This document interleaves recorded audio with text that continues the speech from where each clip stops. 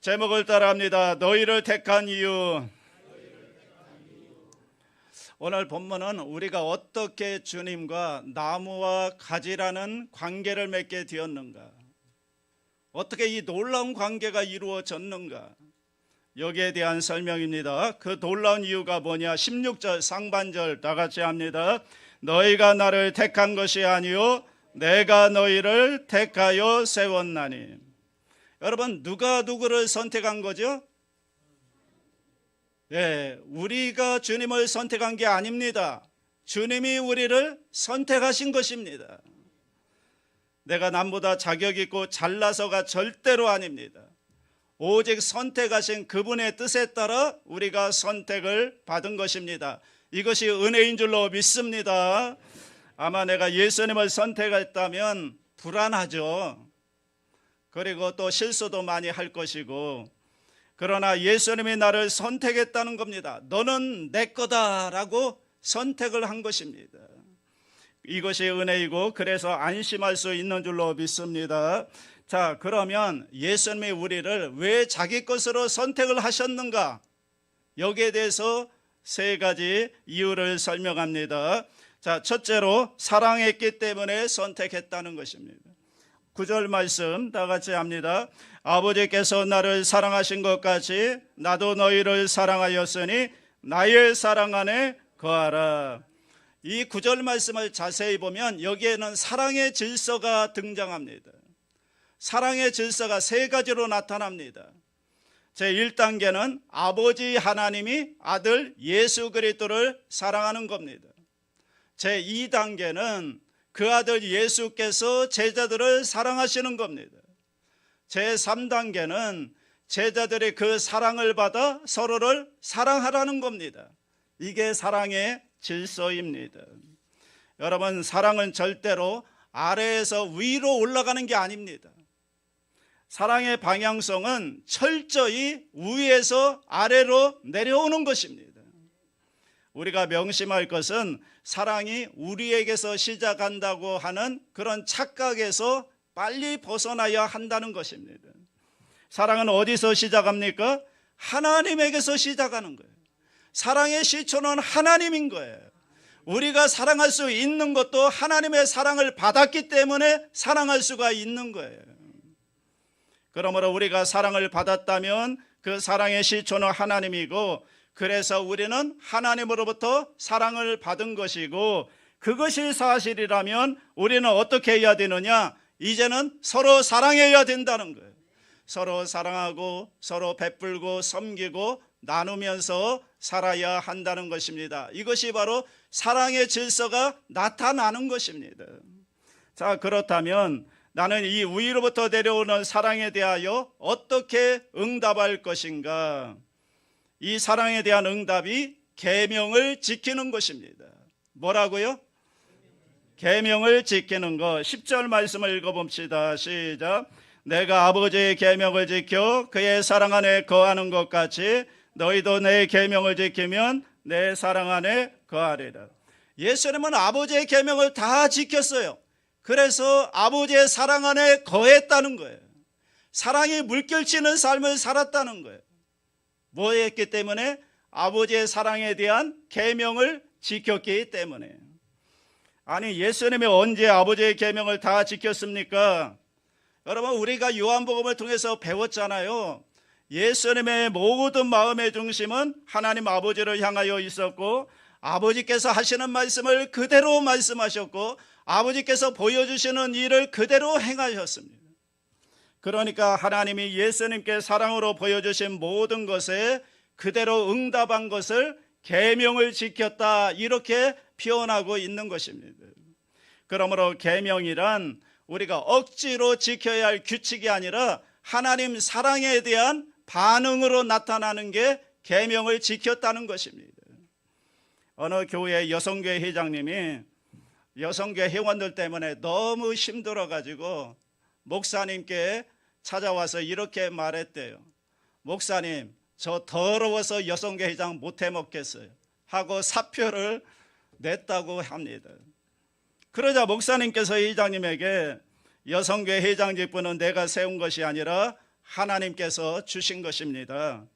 그러니 사표를 나한테 내려고 하지 말고 강대상 앞에 가져가서 하나님께 더러워서 못해 먹겠다고 그렇게 사표를 올려놓고 가시라고 그렇게 얘기했대요.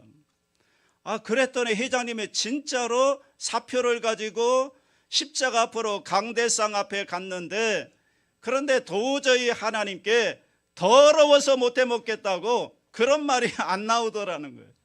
그래서 결국은 하나님 죄송해요 하고 돌아갔답니다. 여러분, 뭐가 문제인 거죠?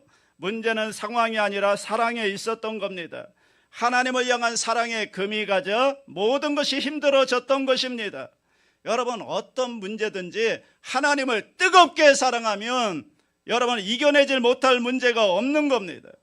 그러므로 여러분, 나는 하나님을 사랑합니다 그러면서 계명을 지키지 않는 것은 거짓말하는 것입니다. 진짜로 계명을 여러분 지키게, 사랑을 하게 되면 당연히 하나님이 요구하시는 계명에 대해서 우리가 지키게 되고, 그럴 때 우리는 그 사랑 안에 거하게 되는 것입니다. 자, 두 번째로 왜 선택했는가? 기쁨을 주시려고 선택했습니다. 11절 말씀 다 같이 합니다. 내가 이것을 너희에게 이름은 내 기쁨이 너희 안에 있어 너희 기쁨을 충만하게 하려 함이라. 여러분, 예수님께서 우리를 위해 십자가에 죽으셨는데 십자가에 죽으신 이유가 뭐냐? 아주 간단하게 말하면 우리에게 기쁨을 주시려고 십자가에 죽으신 것입니다. 죄인이 죄사함 받고 하나님의 자녀가 되는 기쁨, 구원의 기쁨, 영생의 기쁨, 천국의 기쁨, 여러분 이것보다 더 큰 기쁨이 있습니까? 그래서 예수 잘 믿는 사람이 누구일까요? 기뻐하는 사람입니다. 따라합니다. 기뻐하는 사람. 그 사람이 예수 잘 믿는 사람입니다. 그러므로 여러분이 행복하지 않다면, 기뻐하지 않으면 잘못된 교인인 거예요. 교인도 아닌 거예요. 진짜 교인은 기뻐하는 사람이라는 거예요. 행복한 사람이라는 거예요. 왜 나 같은 죄인의 구원을 받았으니 얼마나 기쁩니까? 내 얼굴을 딱 거울에 비춰보고 여러분 찡그리고 있으면 잘못됐구나 이렇게 생각하시면 되는 겁니다. 특별히 하나님 앞에 나올 때 여러분 제발 거울 좀 보고 나오시기 바랍니다. 얼굴 좀 그만 찡그리고, 여러분 교회에 나올 때는 거울을 보고서 여러분 기쁜 얼굴로 나오시기를 바랍니다. 행복한 모습으로 나오시기 바랍니다. 그게 예수 잘 믿는 거예요. 기쁘지 않으면 예수 잘못 믿는 거예요. 그러므로 우리는 예수님 안에서 기쁘고 행복해야 합니다. 그래야 신앙생활 제대로 하고 있는 것인 줄로 믿습니다. 상황은 상관없어요. 항상 예수님 안에서 기뻐해야 되는 것입니다. 오래전에 조윤계 목사님이 세계 여러 나라를 부흥해 다니시는데 어느 날 엘리자베스 테일러가 찾아왔대요.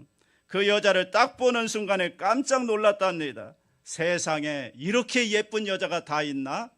그러면서 생각하기를 이 여자는 정말 행복하겠다 그렇게 생각하고 있는데 인사를 하는 겁니다. 그래서 어떻게 오셨냐고 물었더니만 기쁨을 얻고 싶어서 왔습니다 그러더래요. 예수 믿으면 목사님 말씀대로 행복해지나요? 그래서 목사님이 물었대요. 아니 당신은 기쁘지 않습니까? 세계 제일의 미녀이고 세계에서 가장 멋진 남자가 남편이고 부자이고 명예까지 다 가졌는데 기쁘지 않나요? 행복하지 않나요? 그랬더니 그래도 저는 기쁨이 하나도 없습니다. 그래서 이렇게 대답했다고 합니다. 예수 믿고 죄사함 받고 하나님의 딸이 되면 기뻐집니다. 여러분 기쁨이 어디에 있습니까? 기쁨이 바로 거기에 있는 거예요. 예수님이 우리에게 참된 기쁨을 주려고 우리를 선택했다는 것입니다. 자, 마지막 세 번째, 우리를 친구 삼으려고 선택했습니다. 14절 말씀 다 같이 합니다. 너희는 내가 명하는 대로 행하면 곧 나의 친구라. 예수님이 제자들 보고 너희는 나의 친구라 그랬습니다. 참 놀라운 얘기죠. 이 제자들을 가장 높여준 겁니다. 예수님이 생각하는 친구의 특징이 있습니다. 친구라면 이런 특징을 가지고 있어야 한다는 거예요. 어떤 특징을 가지고 있는가? 15절 다 같이 합니다. 이제부터는 너희를 종이라 하지 아니하리니 종은 주인이 하는 것을 알지 못함이라 너희를 친구라 하였노니 내가 내 아버지께 들은 것을 다 너희에게 알게 하였습니다. 친구의 특징이 뭐예요? 비밀 없음. 진짜 친구는 비밀이 없다는 거예요. 이게 친구의 특징이에요. 다른 말로 친밀함입니다. 친밀함. 그래서 나는 너희에게 내가 아는 것을 다 말해 주었다는 거예요. 그래서 진짜 친구 사이에는 비밀이 없습니다. 여러분, 이 사람과 내가 정말 친한 친구 사이인지 어떻게 알아요? 비밀이 없으면 진짜 친구 사이예요. 그런데 가깝다고 친구라고 말하면서도 뭔가 숨기는 비밀이 있다면 이건 진짜 친구는, 가까운 친구는 아니에요. 그냥 먼 친구이고 적당한 친구입니다. 그러므로 정말 주님이 나의 친구라고 한다면 여러분, 이제 우리는 우리 인생의 비밀들을 함께 주님과 함께 나눌 수 있어야 할 줄로 믿습니다. 오늘 누구에게도 털어놓지 못한 인생의 비밀들이 다 있잖아요. 그 비밀들을 사람에게, 인간에게 얘기하면 그것이 아픔이 되고 상처가 되고 부메랑이 되어서 나에게 돌아오는 경우가 많습니다. 그러나 나의 친구 되신 주님께 내 인생의 비밀들을 남김없이 다 털어놓으면 여러분, 거기에서 치유가 되는 것이고 용서가 되고 회복이 일어나는 줄로 믿습니다. 그러므로 여러분, 오늘 내 안에 있는 두려움, 내가 가지고 있는 죄책감, 여러 가지 문제들, 수많은 아픔과 상처들, 여러분, 이거 숨기려고 하지 말고 나의 진짜 친구 되신 주님께 다 고백할 수 있게 되기를 바랍니다. 여러분이 주님께 고백할 때 거기에 위로가 있고 치료가 있고 회복의 역사가 일어나는 줄로 믿습니다. 그렇다면 이제 중요한 것은 어떻게 주님과 이 친밀함을 유지하며 살 수 있는 것인가? 어떻게 유지할 수 있는가? 친밀함을 유지할 수 있는 방법 3가지를 말씀드립니다. 첫째로 자주 예배의 자리로 나와서 하나님을 예배해야 합니다. 예배는 하나님을 만나는 거잖아요. 하나님께서 여기서 내가 너와 만나주리라 약속해 주셨습니다. 그래서 우리는 예배를 통해서 하나님과 교제하고 하나님을 만나는 거예요. 여러분, 세상 친구도요, 자주 만나지 않으면 어색해지잖아요. 멀어지잖아요. 주님도 마찬가지입니다. 자주 주님 앞에 나와서 예배함으로 말미암아 주님과의 만남이 이루어지고 그러므로 친밀감을 유지할 수가 있는 것입니다. 2번째, 하나님의 말씀을 읽고 묵상해야 합니다. 말씀은 하나님의 계시입니다. 보이지 않는 하나님의 실체이고 하나님의 실존입니다. 말씀이 곧 하나님이십니다. 그러므로 우리가 말씀을 읽고 묵상함으로 하나님과 접촉이 이루어지고 하나님과 만남이 이루어지고 그러므로 말미암아 친밀감이 이루어지는 것입니다. 그러므로 말씀을 읽고 묵상해야 합니다. 셋째, 기도의 자리로 나가 주님과 대화해야 합니다. 기도는 주님과의 대화잖아요. 예수님도 날마다 시간마다 하나님 앞에 나아가 기도함으로 하나님과의 친밀감을 유지했습니다. 여러분, 시간을 정해놓고 기도하시기 바랍니다. 더 좋은 것은 하루 24시간 주님을 의식하며 사는 것입니다. 예를 들면 하나님 이거 어떻게 할까요?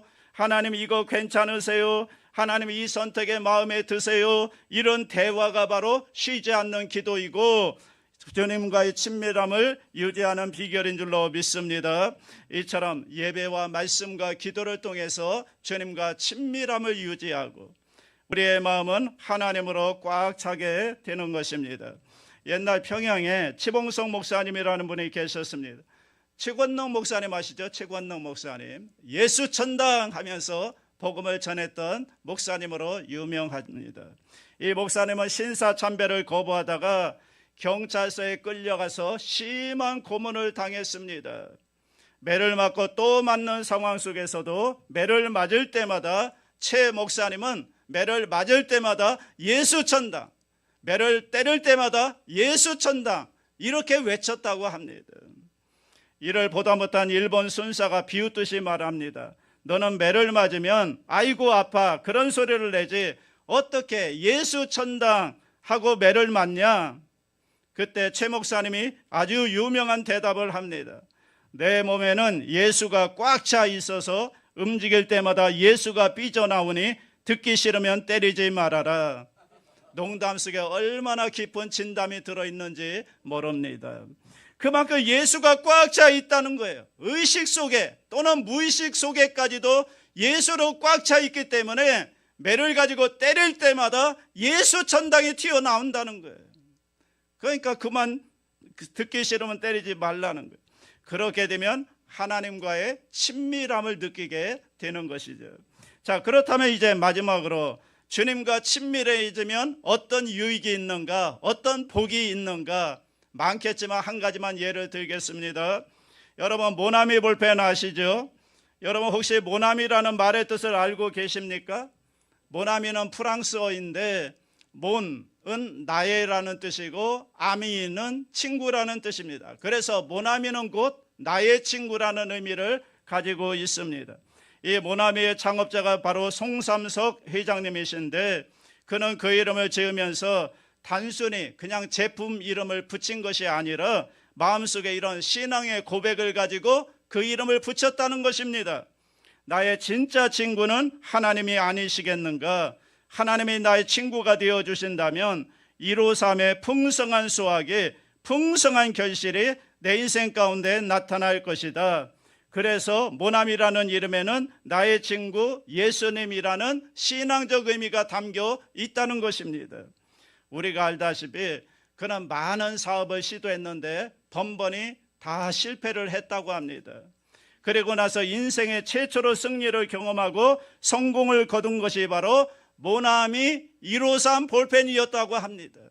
사랑하는 성도 여러분, 나의 친구 대신 하나님이 함께 했을 때 이 사장님이 사업 가운데 큰 흥왕의 역사를 경험했던 것처럼 우리가 아무리 지식이 있고 지혜가 있다 할지라도 하나님이 함께하지 않으면 패배할 수밖에 없는 줄로 믿습니다.